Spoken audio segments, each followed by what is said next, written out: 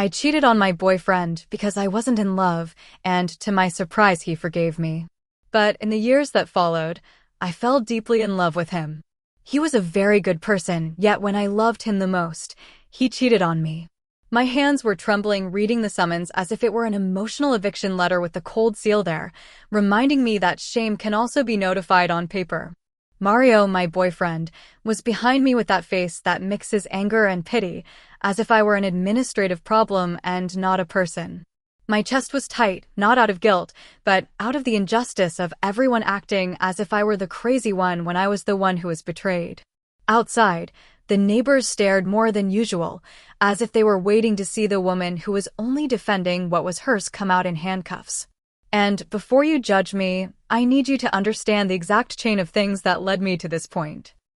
I met Mario when I still believed that love was something that turns on like a light and stays fixed, without effort and without explanation. He was that kind of man that everyone describes as a good person, with an ease that makes you angry, because they don't say it for what he does, but for how little he bothers. He worked, he was polite, he answered quickly, he didn't play with time, and that seemed to me an almost suspicious rarity. At first I liked him because he made me feel safe, as if being with him was putting life in stable mode, and at the same time that same stability irritated me. Because I have always felt that I deserve an intensity that cannot be measured by schedules or good nights. The first dates were simple, almost too normal. Eat something, walk, laugh at silly things, talk about the future as if it were a plan and not a threat. He learned details about me and returned them in the form of affection, and that unsettled me because I was used to having to fight for attention. He drove me in the car with soft music and that patience of a man who doesn't show off, and I felt protected and at the same time trapped. There was something in the way he looked at me that seemed like admiration, and I let myself be loved for that, not because I was in love, but because it was comfortable to feel chosen without having to ask for it. The dynamic set in quickly. Mario gave, I received. When it was my turn to give back, I did it in my own way, as if love were an account that can be compensated with loose gestures. He was generous with his time, with his words, with his presence, and I was generous with my charm when it suited me. I told myself that this was balance, that everyone loves as they know how. Besides, he didn't demand anything from me, and that fed a dangerous idea in me. If he doesn't demand anything from me, then he doesn't care that much. And if he doesn't care that much, then he won't break. And when you feel that someone doesn't break, you dare to test the limit. I wasn't in love in those first few months, and I'm not saying it as a dramatic confession. I'm saying it as a practical reality. I saw Mario as a good boyfriend, not as the love of my life. And there's a huge difference between those two things. And since I've always been honest with myself about what I feel, I thought it wasn't that serious if my body sought excitement where there was none. It was a physical infidelity, yes, but without meaning, without poetry, without a future, a thing of impulse and ego, like someone proving they still can. It wasn't even for love, it was to feel desired in a different way, fast, without consequences. I rationalized it like this. If there's no love, there's no real betrayal, just a technical error. When Mario found out, I expected the big drama, the breakup, the scandal, the public humiliation, because that's what I knew as a consequence. And what he did left me confused. He forgave me, not weakly, but with that calmness that's scary, as if the man decided to be superior and not react. He told me he loved me, that he wanted to continue, that he could work on it, and I was left without the script I expected to act. I felt that somehow I was in debt, and I hate being in emotional debt, but at the same time that forgiveness made me see him differently as someone noble, mature, even saintly compared to the chaos I knew. The following years were strange because I was changing without realizing it, as if love had caught up with me late. Mario was still there, constant, attentive, building a life with me, and I started to fall in love with him. I really fell in love with his routine, with his way of caring without making a show, with how he gave me peace when I'm a person who lives as if everything were a test. I started looking at him and thinking I was lucky, that my mistake didn't destroy him, that I had learned, and that idea made me feel powerful. I was the woman for whom a good man decided to stay. That boosts your ego in a dangerous way because it makes you believe you're special even in your worst versions. I became that girlfriend who boasts of stability, who looks at other couples and thinks, if they knew what I went through and what I have now. I began to feel that Mario was my redemption, the proof that I wasn't a bad person, just an intense person who made a mistake. I convinced myself that my story had a nice arc. I failed, he forgave. I matured and love won.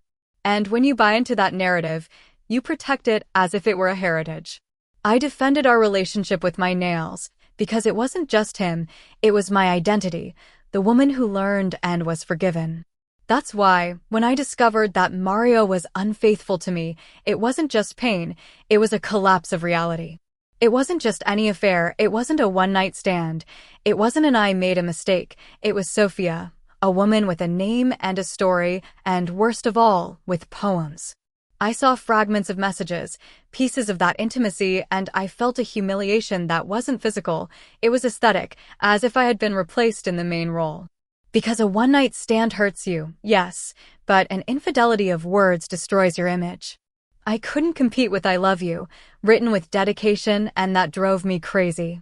An automatic comparison was activated in my head that I couldn't turn off. I kept telling myself that mine had been something unimportant, a heartless act, a mistake of the body, but his was a betrayal with feeling, a plan with intention. I became obsessed with the difference because there was my defense. I could justify my past if I could prove that his was worse. And if his was worse, then I had the right to react however I reacted. I told Mario with all the clarity in the world that I never told anyone else I love you, that mine was a sport and his was a betrayal. And although he looked at me as if I were a cruel joke, I was holding on to my logic like someone holding on to a life preserver. Mario tried to downplay it, saying that I was bringing up the past to avoid facing the present, but that's a typical manipulation, invalidating my pain to avoid taking responsibility. I wasn't bringing up the past on a whim, I was putting the moral context on the table, because if he put himself in the role of the victim, then I would be the villain as always, and I wasn't going to allow that.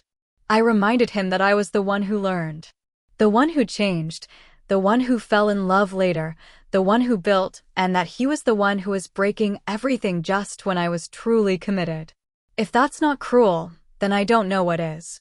That's when my real obsession began, the chats. I needed to see word for word when Sophia got into his head, what he told her, how he laughed with her, what part of him he gave her. It wasn't simple curiosity, it was a survival instinct, because deception is cured with information. I spent entire nights reviewing old conversations, looking for that exact moment when he stopped looking at me the same way. And the more I read, the more it hurt, but also the more convinced I became that I was right to be this way. Because if he could write poems, then he could plan my emotional replacement, and that's violence. I demanded the passwords to all his social media because trust is not rebuilt with nice words, it's rebuilt with transparency. I wasn't asking for permission to control, I was demanding minimum guarantees. If someone breaks your peace of mind, they can't ask you to remain calm as if nothing happened. Mario was offended. He talked to me about privacy as if privacy existed after betrayal. And that word seemed like an insult to me, because privacy is something that's negotiated when there's respect, not when there are lies. I told him that if he wanted to stay with me, he had to show me that Sophia was in the past, and the only real way to show it was for me to see it. Mario resisted, and that only increased my paranoia. Why? Why do you refuse if you're not hiding anything? I saw his discomfort and translated it as guilt, as a trace of love for her. I started imagining scenes I hadn't seen, phrases I hadn't read, shared laughter that excluded me. And yes, I know it sounds extreme, but when you've been lied to, your mind becomes a desperate detective. I couldn't sleep. I stayed up watching his cell phone when it was charging, listening to his breathing as if there were a hidden message there. He told me I was obsessed, and I thought he was comfortable because the chaos wasn't in his heart, it was in mine. At some point I stopped being sad and started being determined. I needed to prove with logic, with evidence, with something that would give me moral superiority, that I was the lesser of two evils in this story. Because if I accepted that we were both unfaithful and that's it, then my pain would lose its argument, and I wasn't going to be left with the role of "well, you deserve it." I fell in love after I had failed. I tried to be better, I respected him, I made him the center, and he chose to write poems to another. That difference for me changes everything. And that's when my life became a nightly routine of reading and analysis, as if my relationship were a case file. The worst part is that while I was looking for the exact moment he stopped loving me, I was also looking for the exact moment I stopped being enough. Because that's what a sentimental infidelity does. It not only takes away the other's love, it steals your own perception. I looked at old photos and wondered if he was already lying to me there, if that hug was real, if that smile was an act. I became a person who doesn't believe in beautiful things, because beautiful things can be the disguise of contempt. And every time Mario told me that's enough, I heard it as, just shut up, so he could continue being the bad guy without consequences. I didn't want to end the relationship because for me ending it was losing, and I don't lose when I feel I'm right. I wanted him to stay, but to stay humiliated, watched, aware that he owed me total reparation. I wanted him to understand that his infidelity wasn't just a failure, it was a betrayal of the entire narrative we built, of the forgiveness he had given me, of the peace he sold me. And while he asked for space, I asked for access, because space is where secrets are hidden. If I loved him so much now, I wasn't going to let a Sophia with poems take him away from me in silence. So yes, I demanded the passwords, and yes, I spent nights reading old conversations, but not because I enjoy suffering, but because I needed a complete truth to be able to move on. I was defending my place, my story, and my dignity, because what he did wasn't a slip-up, it was a blow to my identity. And if he wanted me to act like a normal girlfriend, then he should have behaved like a normal boyfriend. Because in this story, I was the one who fell in love late, and yet I'm the one paying more. Comments on the main story. Anonymous user 1 says, I love how you call your infidelity a sport, but when he writes poems you become a nocturnal detective reading old chats as if you were the FBI. I mean, you could sleep with someone because you weren't in love, but he can't even write I love you without you demanding passwords for everything. You're the meme of the double standard on legs. OP's response. How easy it is to come and spit venom when you haven't lived an emotional betrayal, because no, it's not the same a physical act without meaning as going around writing poems to another as if I were a secondary option. I didn't become a detective for fun. I became one because he forced me to with his elegant lie. If you're content with being lied to and then being told privacy, that's on you. But I wasn't born to be the fool who applauds her own humiliation. Anonymous user 2 says, your argument is literally, I was unfaithful first, but since I didn't say I love you, I'm less bad. Sorry, but you're the reason the word rationalization exists. On top of that, you demand passwords and spend nights reading old conversations as if that were love and not sick control. You don't want to heal, you want to win. OP's response. I'm not going to take moral lessons from someone who reduces everything to simplistic phrases to feel superior. Of course I want to win. So what? Because losing here means accepting that they disrespected me and staying quiet like an ornament.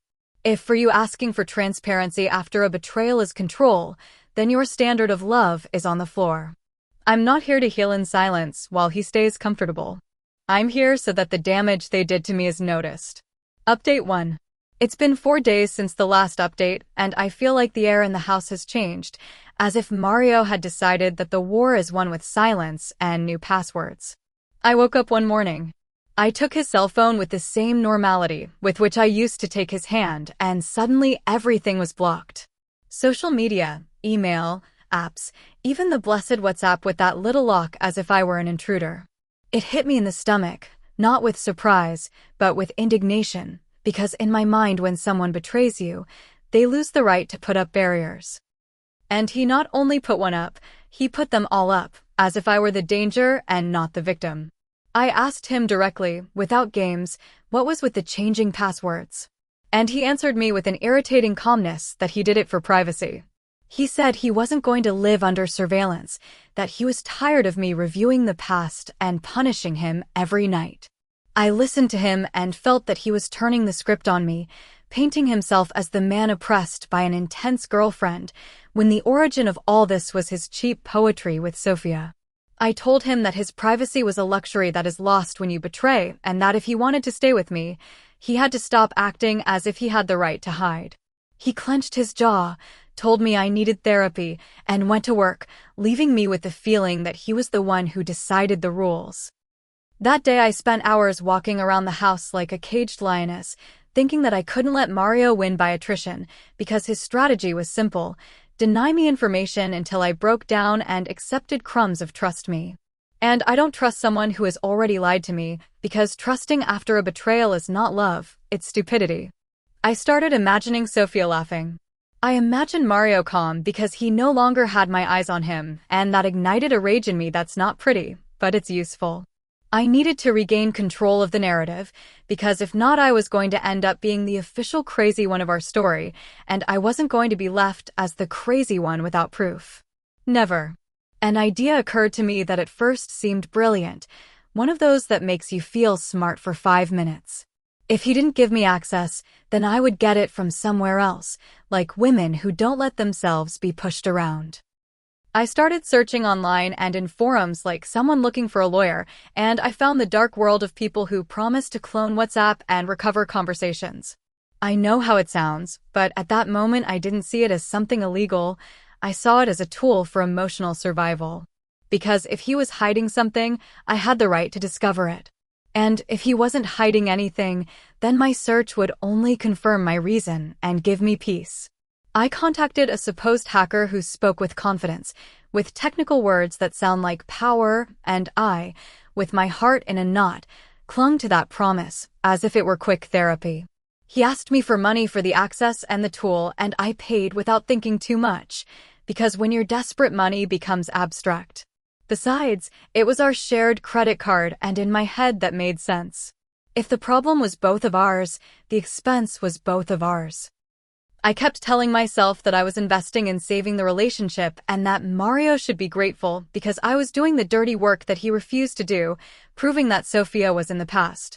While the guy was telling me that in a few hours I would have the clone, I needed a justification for my anxiety, because Mario was already looking at me as if I were a bomb. So I did what any sensitive person does when they know how to read the universe. I told him I had had a premonitory dream. I told him in detail that I dreamed he was still talking to Sophia. That in the dream I saw the chat, and he was laughing as if nothing. Mario looked at me with a mixture of weariness and mockery, but I insisted that dreams don't appear out of nowhere, that something inside me was picking up what he was hiding. It wasn't a total lie, because my body was on high alert, and that's a form of truth. I needed him to feel that my paranoia had a basis, even if it was symbolic. The hours passed and the hacker started making excuses, that if the signal, that if the system, that if he needed another payment for the last phase. That's when I felt the first prick of doubt, but my pride wouldn't let me back down, because if I accepted that I was being scammed, it meant accepting that I had stooped for Mario, and on top of that I was left looking like a fool. So I paid another part, like someone betting double to not lose. I convinced myself that it was a formality and that in the end I would have the definitive proof. The only thing I received was silence and a block, as if I were the one who had committed a crime by asking for answers.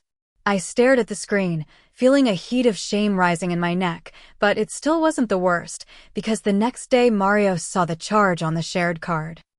He entered the house with his cell phone in his hand, with that look of a man who's no longer arguing, he's judging. He asked me what that weird payment was, and in a second, I had to decide whether to lie or confront him. I told him it was something from a subscription, a technical thing, trying to maintain a normal tone. He asked me not to treat him like an idiot, because the charge had a name and it was obvious it was a scam. He cornered me in the kitchen, not physically, but with words that weighed. He told me I had crossed a line, that I was sick, that this was no longer pain, it was harassment. I replied that he crossed the line when he wrote poems to Sophia, and that if he had been transparent, I wouldn't have had to look for answers in the garbage of the internet. Mario exploded. He said that now I not only controlled him, but I also put us both in debt for my craziness. And that's when I felt something very ugly, the real possibility that he would leave not because of Sophia, but because of me. And that seemed like a victory for Sophia without her being present. I tried to turn the situation around because I wasn't going to let him leave me as the absolute culprit. I told him that if he got angry over $500, it was because it hurt him that I was close to the truth.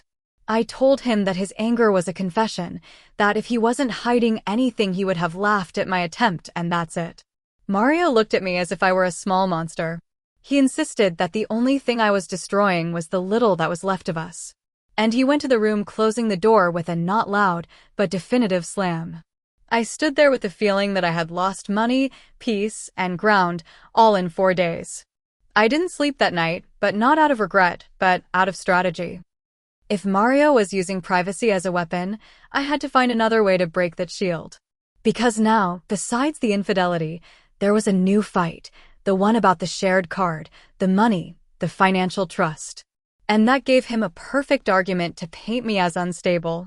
I felt that he was slipping away from me, not necessarily to Sophia, but to a life where I no longer had access. And when you feel that someone is leaving you, love becomes a war for territory. In the end, I fell asleep with an idea repeating itself like a hammer. If he thinks he's going to beat me by attrition, he doesn't know me. Comments on the update. 1. Anonymous user 1 says, your reaction to him changing passwords was to pay a scammer $500 to clone his WhatsApp using a shared card, and then you invent a premonitory dream to justify your paranoia as if you were an oracle. You're not defending anything.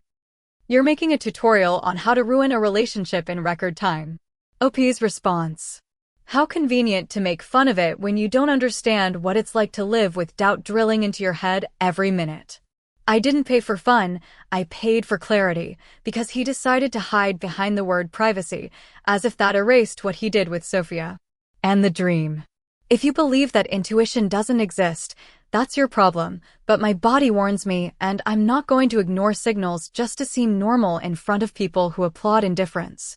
Anonymous user 2 says, Mario set boundaries for you, and you respond with a scam, debt, and reverse gaslighting, saying that if he gets angry it's because he was hiding something. You're incapable of accepting that your behavior is what's pushing him to leave. The funniest thing is that the hacker robbed you and you didn't even get any chats. You just ended up looking worse. OP's response. It's not funny. It's disgusting how you celebrate a woman being desperate for answers while a man plays the victim. If he had been honest from the beginning, I wouldn't have had to move like this, and that's a fact. And of course he gets angry because it bothers him that I don't buy his discourse, because he who has nothing to hide doesn't turn a password into a wall. If you like to be lied to calmly, I don't. I'd rather be seen as intense than be seen as naive. Update 2.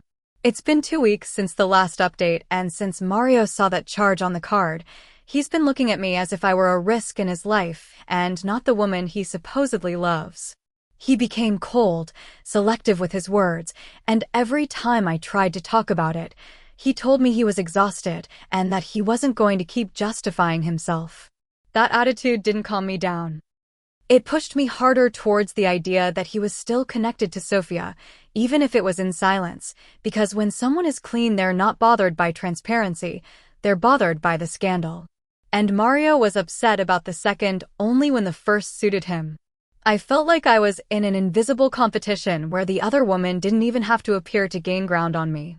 I tried to feign normalcy for a few days as a strategy, not as a surrender, and it was worse because he interpreted my silence as permission. I saw him smile looking at his cell phone one night, and my heart skipped a beat as if I had seen blood. I asked him what it was, and he told me it was a meme with that calmness that makes you feel ridiculous for suspecting, but also makes you more certain that something is hidden. I began to notice that he was taking care of his phone with a new gesture, that he would turn it over, that he would leave it far away, that he would take it to the bathroom as if it were an organ. And I, who used to feel like the woman he forgave out of love, began to feel like the woman he tolerates until he gets tired. That feeling is the perfect fuel for making bad decisions with a face of justice. In my head, Sophia was no longer just the mistress. She was the symbol that Mario preferred someone purer, newer, less stained by the past. And yes, it hurts me to admit it even to myself, but the shadow of my own infidelity became a tool against me, because he kept telling me that I couldn't complain so much after what I did, as if my mistake were a life sentence. And I felt that he was using my past to continue hurting me in the present, hiding behind my guilt. That was unbearable. So my mind did what it always does when it feels humiliated. It decided to attack. I knew I couldn't force Mario to give me passwords, but I could affect the scenario where Sophia felt comfortable. If she was the inspiration for poems and freedom, then I had to turn her into a problem. Not because I wanted violence, but because there were limits and she crossed them by getting involved with a man who was with me. I don't care about the romantic discourse that he's the responsible one, because in real life there are people who enjoy being an option. And I wasn't going to give her that pleasure. If Mario was playing the misunderstood, then I was going to remind everyone that Sophia was not a muse, she was an invader. One day I got ready with a strange calmness, one of those that are scary because they don't come from peace, they come from a decision. I looked for where Sophia worked, because those things are always known, and if they're not known they're found, and I had time. I arrived at that place with a racing heart, but with a firm face, as if I were going to run an errand. I didn't go in to scream. I wasn't interested in a show that would make me look hysterical. I was interested in leaving a mark. I saw her car parked and I felt a dark satisfaction, as if I finally had something tangible to touch in the story, something that wasn't chats and poems. I had printed simple, direct posters with that phrase that sticks with you, homewrecker. I stuck them on her car carefully, like someone sticking warning labels on a defective product. I didn't do it with gratuitous hatred, I did it with a moral clarity. If you mess with what's not yours, you have to carry the reputation. My fingers were trembling, yes, but not out of fear, but out of the adrenaline of justice.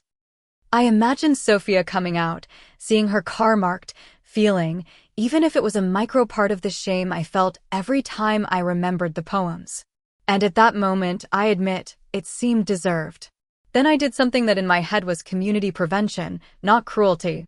I took a picture of her, a normal picture, one of those that anyone has on social media, and I posted it in local buy and sell groups with an ambiguous text. But of course, I warned other women about the type of person who gets involved with committed men. I wrote it like someone warning of a scam because at that moment I believed that Sophia was that, an emotional scam with a pretty face. I felt that I was protecting others, but above all I was protecting myself from being left as the only silent fool, because silence is what allows these stories to be repeated. For a few hours I felt powerful, as if I had regained the control that Mario took from me with his passwords. I imagined that he would see the scandal and get scared. He would realize that it wasn't so simple to get out of my life without consequences. But life doesn't work like a script when you decide to play with the real world. 2 days later the consequence arrived with a coldness that is unlike anything. Sophia reported me for harassment and defamation. And when I say reported, I don't mean a threatening message or drama on social media. I mean a real institutional rule that doesn't discuss your pain, it only evaluates your conduct. The police came to my house to serve me a summons and I felt the floor open up. Not because I thought I was wrong, but because it seemed absurd to me that the system would mobilize for some posters and Facebook groups, but not for the betrayals that destroy lives. My legs were trembling and yet I held my gaze because I wasn't going to give them the image of a guilty person. The police officer was correct, neutral, as if this were a fine, and that made it more humiliating. In the living room Mario was present and I could feel his shame like a heavy cloud, because he seemed implicated even though I was the one being pointed out. Mario turned pale when he heard the word defamation, and I saw him for the first time not as a good man, but as a man who fears for his image. He started talking to the police in a tone of "I'll solve this," and that made me angry, because where was that impulse when I was asking him for transparency? However, the reality was clear. Mario had to vouch for me so they wouldn't take me into custody.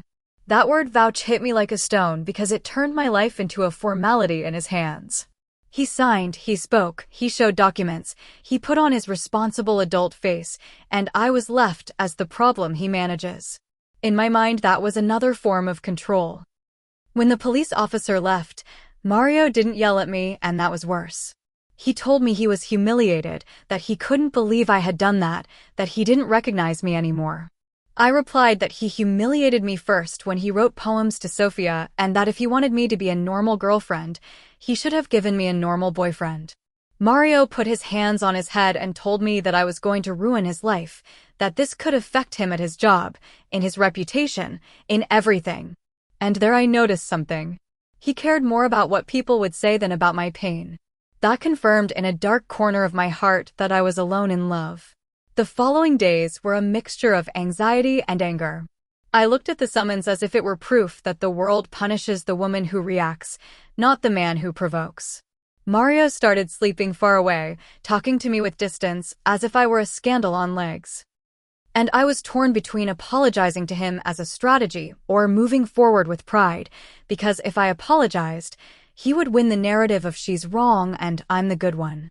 And if I didn't apologize, I risked losing him completely. That was the trap. Any move left me as the bad guy. The cruelest part is that in the midst of all this I was still in love with him, and that love felt like a betrayal to myself. Because I was the woman who was once unfaithful without love, and now I was the faithful woman who grovels for a man who looks at her with contempt. That contradiction was breaking me from the inside and made me more impulsive. I began to think that Sophia wanted to destroy me using the system, not because I had put up posters, but because she enjoyed seeing me fall. Mario, instead of taking my side, seemed more concerned with distancing himself, as if I were a mistake he didn't want to carry. That's how this stage ended, with a summons on the table, with Mario ashamed and distant, and with the certainty that the conflict was no longer just between us, but between my image and his. The new threat was evident. If this escalated, I could end up with a record, with fines, with something that would haunt me more than any poem. And Mario, with his face of a tired man, told me that he needed to think because he didn't know if he could stay with me. I heard him, and I knew that the next battle wasn't going to be against Sophia. It was going to be about not losing the only place where I still felt like someone. Comments on Update 2. Anonymous User 1 says, you put up homewrecker posters on Sophia's car, and then you posted her in buy and sell groups, as if you were reporting a defective product, and now you're surprised that you're being reported for harassment and defamation. You're not a victim of the system, you're an adult making teenage decisions. And the worst part is that Mario had to vouch for you so you wouldn't be arrested.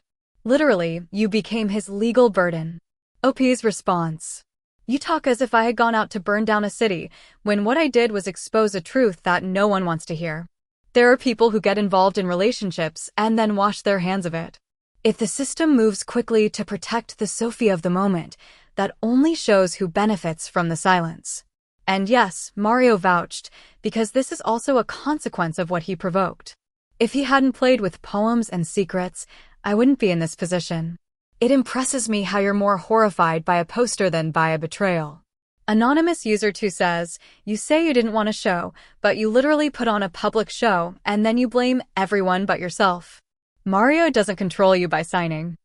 He saved you from being arrested, and yet you treat him like an enemy. Seriously, don't you realize you're destroying your life by competing with a woman who owes you nothing? OP's response, how convenient to say owes you nothing, when it's the typical phrase they use to normalize anyone doing whatever they want without consequences. If you get involved with someone who's committed, of course you owe something. Respect, boundaries, basic humanity. And Mario didn't save me out of love. He did it because he didn't want to get involved, because he cares more about his image than my pain. And that shows. I'm not destroying my life. I'm fighting not to be left as the fool while he cleans his hands as if all this had come out of nowhere. Update 3. It's been a month since the last update, and the house has become a place where everything is heavy, even the silence. Mario, with that voice of a man who wants to sound reasonable, decided to leave to think. He packed calmly, as if he were leaving on a business trip and not leaving me in the middle of an emotional fire. I watched him pack his things and I felt like the floor was being torn out from under me, because even though I say I don't lose, the truth is I was dying inside. I asked him how long and he said he didn't know, that he needed to breathe. That word breathe seemed like a cruelty, because I had been without air for months. When he left, the house was left with a strange echo, as if the walls had found out that it was no longer our place. I started to check every corner as if I could find him hidden, not physically, but his intention, his truth. My mind clung to an idea. If I found the exact point where everything went wrong, I could reverse it as if the past had an undo button. I became obsessed with reconstructing the timeline, with understanding when Sophia started, when the change started, when the contempt started. And since I no longer had new chats to read, my desperation pushed me towards the only thing that's always there, the things that are stored away. I went down to the garage and started opening boxes as if I were digging a grave. There were memories from years, old papers, cables, manuals, photos, things you keep without looking because you think love is stable. I found one of Mario's boxes, one of those he always said were personal things. And for a second I thought about respecting it, but the word note stopped existing in my head a while ago. If he left to think, I had the right to think too, and I thought better with evidence. I opened the box and found a notebook, a diary from 5 years ago, from the exact time of my infidelity. I took it with trembling hands, but with an almost anxious emotion, as if I were going to read a hidden love letter. I, in my head, expected to find proof of his nobility, of his forgiveness, of that supposed greatness I admired. I imagined painful but romantic phrases, those that say, "It hurts me, but I love her," because that was the story I told myself for years. I sat on the garage floor and started reading, and at first everything seemed normal. Life entries, work, frustrations.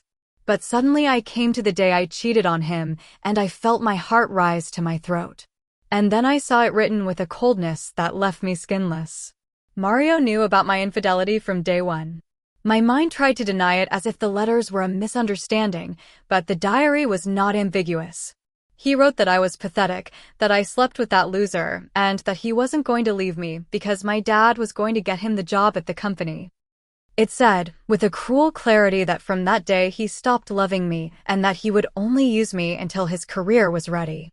I felt dizzy, not from guilt, but from absolute humiliation, because I wasn't reading a wounded man, I was reading a calculating man. Suddenly, the forgiveness I had idolized became a strategy. I was paralyzed with my eyes fixed on that page, feeling my chest burn as if acid had been thrown on me. The irony hit me like a macabre joke. I fell deeply in love with him, thinking I was with a saint. I built years of happiness, believing he had chosen me for love and maturity, when in reality, he was managing me like a resource. And that explains everything, but it doesn't explain it in a way that frees you, it explains it in a way that destroys you. Because it means that my love didn't grow in a real relationship, it grew in a performance where I was the one who didn't know the script. Suddenly, Sophia stopped being an accident or a fall. She became the final piece of his plan. His infidelity with her was not a romantic mistake. It was his planned exit, his escape door when he no longer needed me. He already got the promotion. It was no longer convenient for him to stay with me. He no longer needed my dad. He no longer needed the role of the forgiving boyfriend. And I, in the meantime, spent years trying to be better, believing I was repairing something for love, when in reality I was feeding the contempt of someone who had already filed me away. I wanted to scream, but no sound came out, only hot tears of rage. The first thing I felt was a sick need to call him and spit the diary in his face, but then I stopped, not out of calmness, but out of pride, because if I called him crying, he would win again, the cold man seeing the broken woman, confirming his idea of pathetic. So what I did was worse for me. I kept the pain as a weapon. I started rereading entries looking for more, looking for proof that at least at some point he felt something. And the more I read, the more I noticed the pattern. His love was not love, it was management. His details, his care, his patience were part of a character, and I fell in love with a character. That night I looked at myself in the mirror, and for the first time I didn't see myself as the intense woman defending what was hers. I saw myself as someone who was used, yes, but also as someone who let herself be used because she needed to believe in something. And that's when a thought appeared that made me angrier than anything else. My first mistake wasn't the infidelity, it was believing that I could buy redemption with late love. Mario didn't forgive me, he managed me, and when I was no longer useful, he allowed himself Sophia and her poems like someone allowing themselves a prize. I felt a mixture of hatred and desperation because I realized I wasn't competing with Sophia, I was competing with the truth, and the truth was winning. With the diary in hand, I understood why he got tired of my questions and my nights of chats. It wasn't that I was crazy for distrusting, it was that my intuition was detecting something I couldn't name. He didn't love me. And that's more devastating than an infidelity, because an infidelity breaks your present, but secret contempt breaks your entire past. Everything becomes contaminated. Every laugh, every trip, every gesture becomes a performance. I felt scammed in a way that not even the hacker could match, because this was a scam of years, not 500. The next day, Mario wrote me a short message asking how I was doing with the summons issue, as if that were the only important reality. I replied dryly that it was being resolved, and he put an okay. That okay made me want to set the world on fire, because it confirmed that he was already emotionally out. I didn't mention the diary to him because I was still deciding how to use it. A part of me wanted to publish it, expose it, destroy his image as he destroyed mine from the inside. Another part of me wanted to keep it and force him to look me in the eye while I read his own words. But life again doesn't let you act with such precision when you're broken. I began to notice that without Mario in the house, my loneliness screamed louder. I no longer had anyone to watch, to demand, to confront. And that left my head alone with the truth. And the truth was that I fell in love with a man who despised me in secret since my first mistake, and that my growing love was a monologue. I wondered if I deserved that for being unfaithful first, and I got angry that the world works like that. You fail once and they condemn you forever, but the other can pretend, use, plan, and still be seen as the good one. I wasn't going to accept that ending. The new threat became clear and more dangerous than the summons. Mario was no longer thinking. Mario was leaving my life with a plan that started 5 years ago. Sophia was not the cause. She was the symptom that he no longer needed to act. And I, with the hidden diary, had a bomb that could blow everything up, but it could also blow me up. Because if I expose it, I become the crazy ex who doesn't let go. If I don't expose it, I'm left with a pain that no one sees and with a man who leaves clean. I realized that my only way not to lose was to redefine what it means to lose, and that terrified me. So here I am with a legal process on my hands, with a love that turned out to be a theater, and with a diary that showed me I wasn't fighting for a saint, I was fighting for an opportunist. Mario got his promotion and his way out, and I was left holding the ruin with my hands. The last time we spoke on the phone, he told me he needed tranquility, that he couldn't take any more drama, as if the drama had been a hobby of mine and not a consequence of his decisions. I hung up without crying, but with a new coldness. It was no longer the fear of losing him, it was the hatred of having loved alone. And that mixture is dangerous, because it doesn't let you close, it leaves you wanting to raise. Comments on Update 3. Anonymous User 1 says, "You spent months obsessed with Sophia and the poems, and in the end the real blow was that Mario despised you for 5 years and stayed with you for the job your dad would get him. I mean, you thought he was a saint who forgave, and he was an opportunist acting. And still, the saddest thing is that you're still thinking about using the diary as a weapon instead of accepting that this is over and running away." OP's response. "Look, if after reading that he used me for convenience you think the right thing to do is for me to go away in silence and let him leave clean, it's because you love to see bad people win with a good face. I'm not thinking about using it on a whim, I'm thinking about balancing a story where he benefited from my downfall for years. Telling me just let it go is literally asking the victim to set the stage for the villain to leave elegantly. I wasn't born to applaud a man who called me pathetic in a diary while smiling at my face." Anonymous User says, "Do you realize that you also started this with a sporty infidelity, and that doesn't justify what he did, but it does explain why he became cold? His thing is still disgusting, but you're dangerously close to becoming the ex who self-destructs just to not lose. You already got a summons for harassment. Are you going to add another for exposing diaries?" OP's response. "It's impressive how you try to turn my first mistake into an eternal license for him to do whatever he wants, as if I had signed a humiliation contract. I failed, yes, but I didn't stay 5 years faking love to climb the ladder. That's another category of cruelty. And about the diary, don't come at me with a take care tone as if the problem were my reaction and not his structural lie. I've already been pushed into a corner where any move looks bad. And honestly, If the world insists on painting me as the bad guy, at least I'm going to decide how loud my voice is before they erase my story.